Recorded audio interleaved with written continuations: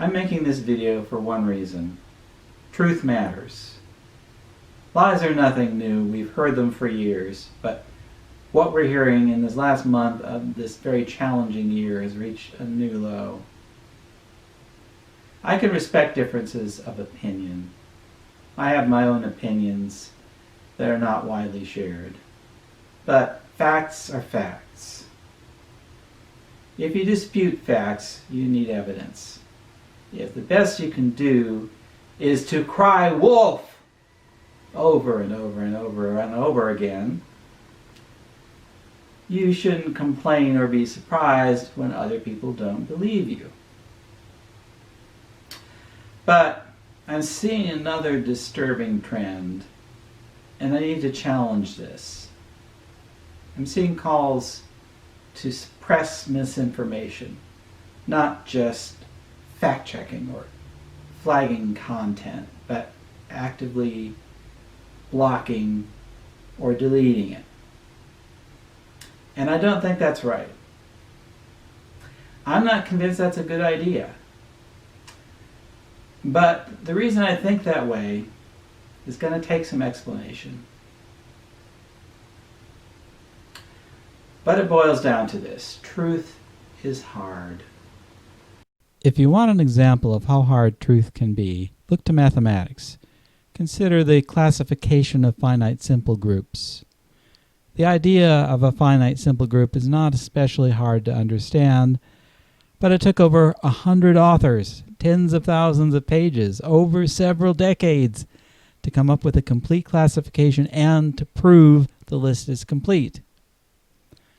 Often, a simple idea proves to have a difficult solution.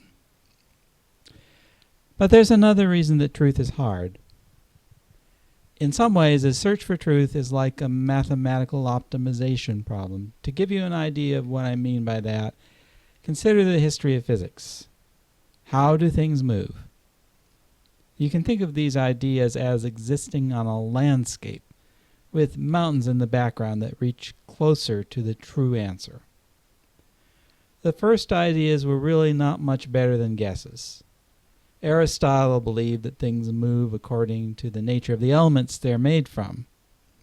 Earth tends to fall, and air tends to rise. But the prediction that heavy things would fall faster than light things turned out to be wrong.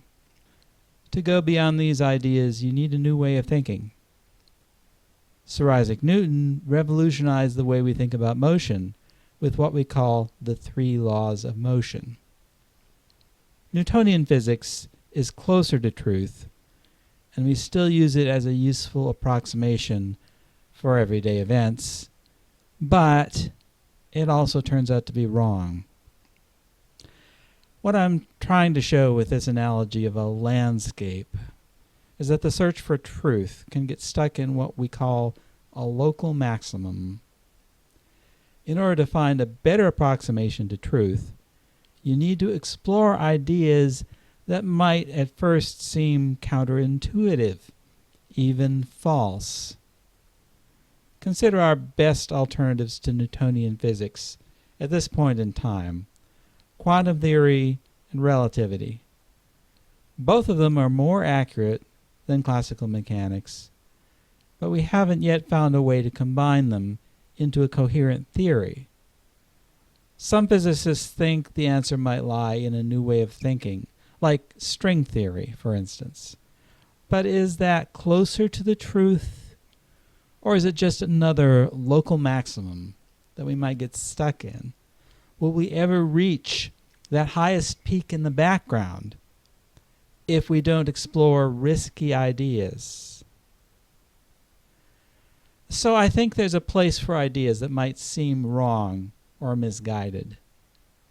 Any one of these ideas, however wrong it may be, could be a landmark on the way to a better truth. If nothing else, we can learn from them how ideas can go wrong. But what do we gain by suppressing them? Doesn't that just make them more attractive? And those aren't the only ways that truth is hard. Sometimes the truth is just something that we don't want to believe. We don't like having our ideas challenged. When you see so many people rejecting the plain and obvious facts, they're so unwilling to accept reality that they sign on to incredible conspiracy theories. Are they doing it out of spite? Or do they actually think they're right? Remember, it's not easy to admit that you are wrong. Maybe they just need time to let reality sink in. Maybe they'll never admit it.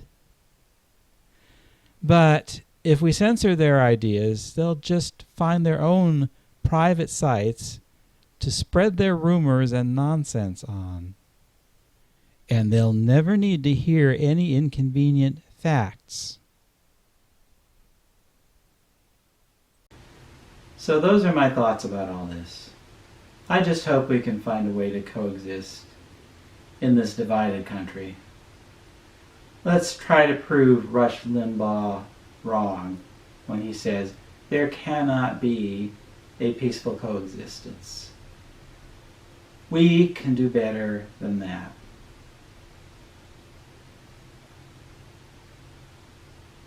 Peace and love.